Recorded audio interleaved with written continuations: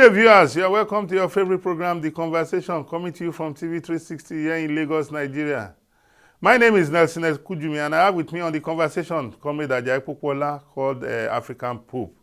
Well, before we start the program today, I want to, send out birthday greetings to the Governor of Lagos, Governor Babajide Sanwo-Olu. He clocked 59 years old yesterday.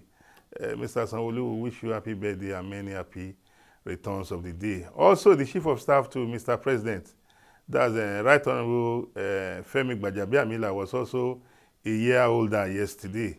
I think he clocked 62 or, yeah. 62. So we're wishing him also a happy birthday. And to every of our viewers out there who are celebrating their birthday today, we wish you all happy birthday and many, many more years of grace, long life, and good health and happiness. Well, you all know that The Conversation is a program that, talks about current happenings in our polity. And for today, we are starting the program by looking at the regeneration in Apapa local government, where the local government chairman, that's Mrs. Idowu Sebanjo, organized a stakeholders engagement recently, where he rolled out the challenges and prospects, because we all know that Apapa, which is the port city of the Federal Republic of Nigeria, houses two major gateways into the country through the waters. That's the Apapa port and the Tinkan Island port. And over the years, that local government has suffered neglect. In fact, during the administration of Governor Babatunde Raji Fashola and that's the former president, Goodluck Jonathan, as well as Umaru Yar'Adua, we had a running battle where the whole area became a mess.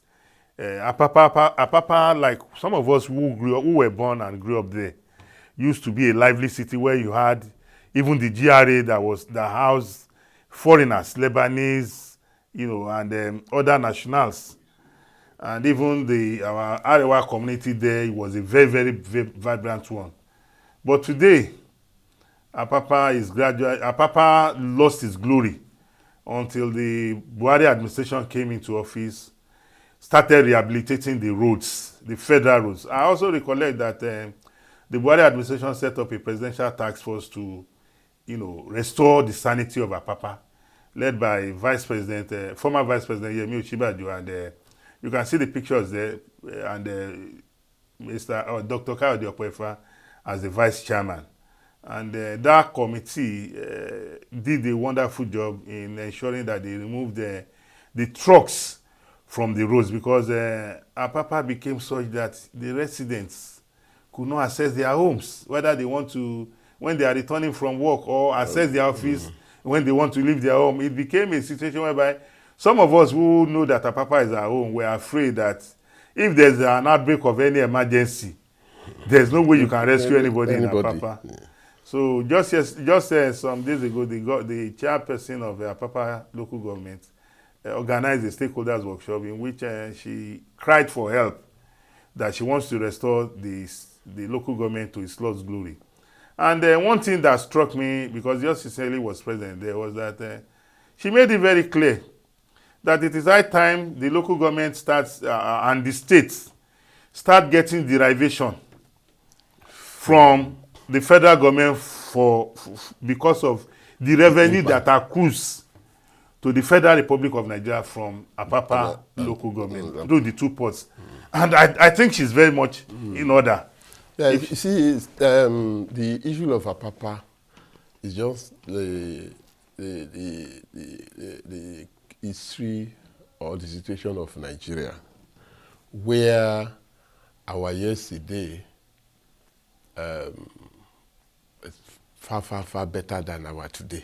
And but can't we rewind the hand of the clock? And that's the issue. That's why I would say I will commend the local government chairperson. Yes, she did well. That it is a well thought out initiative. Yeah.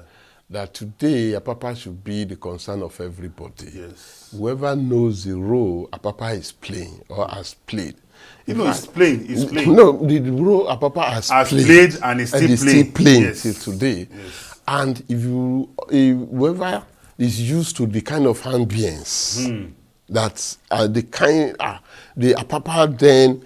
In fact, that was when late Chief Obafemi Awolowo lived. Yes, now all of them who is Park Lane in Apapa. Park Lane, the most important people in Nigeria. In Nigeria. Later, very leader, Chief Abraham, lived in Apapa. In fact, just mention. You can mention. Just mention. In fact, people, what is VI? Before VI was developed, yes. Apapa has been there. Yeah. You see? Absolutely. So, and of course, unfortunately, when we had issues with supply of petroleum products. Yes, the establishment of tank farms. Around also that axis. Deteriorated when our refineries collapsed, yes. that everybody now had to come to Apapa to lift petroleum products. We used to have stations, NNPC stations. We had, we have in Mosimi. Yes, we have in Ore. You know, we had all over the country. All over the countries. But when that one collapsed, that we no longer refine locally, and the vandalism of NNPC pipelines and what have you, that they couldn't now pump the fuel to the loading points. Across the country. So that now exerted a whole lot of pressure on Apapa.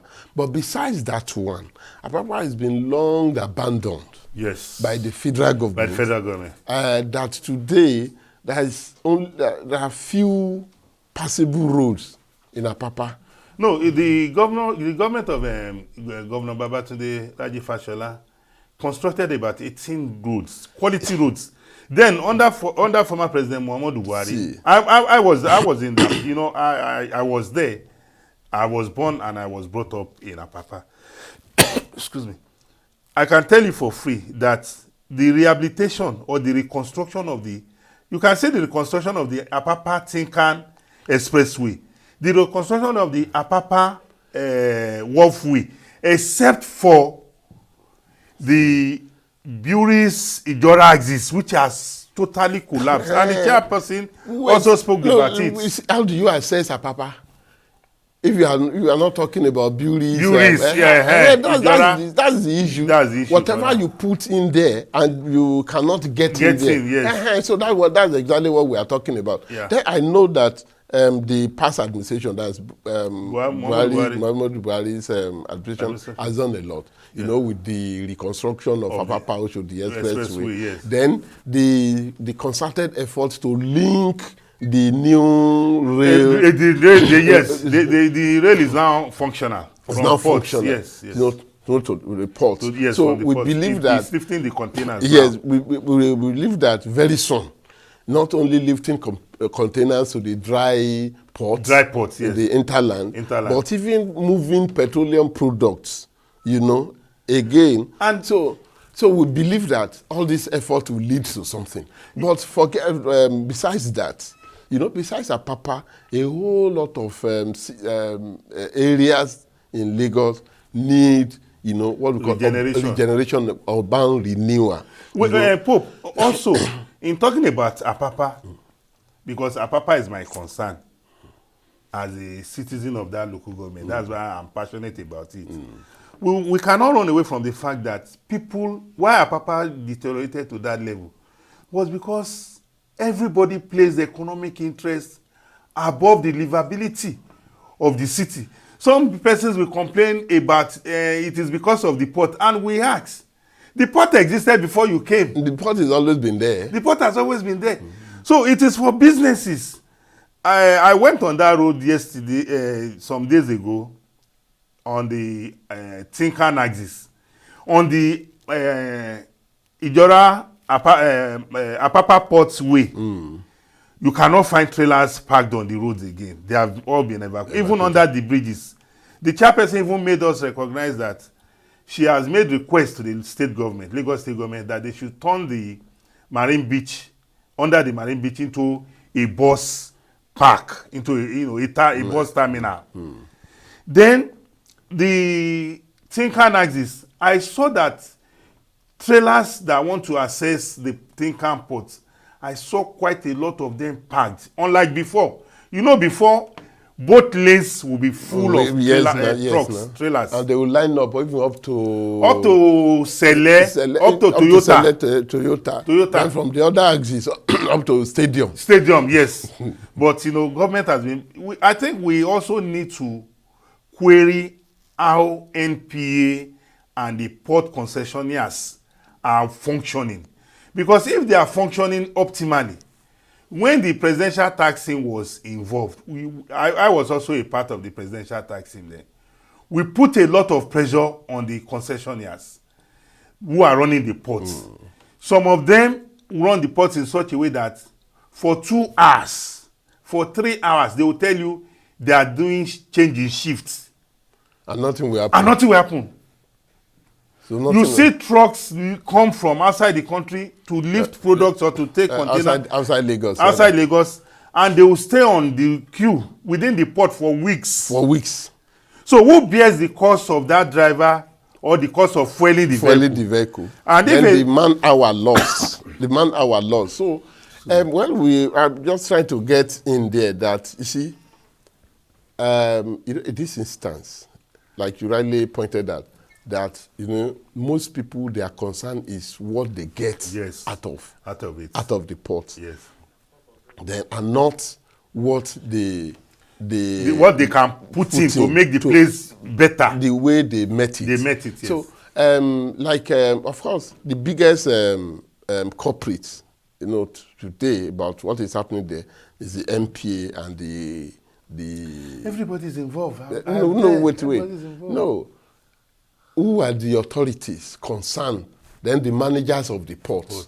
So we have a situation whereby instead of adopting new methods of doing things, by the time here in Nigeria, constantly we allow personal personal engagement to transact business because of we want to cut corners or under table dealings. Want to change the system. Otherwise, they should have deployed technology. In fact, the concessionaires in Apapa, from my own findings, they are working just like the electricity distribution companies are working. They are epileptic in their services.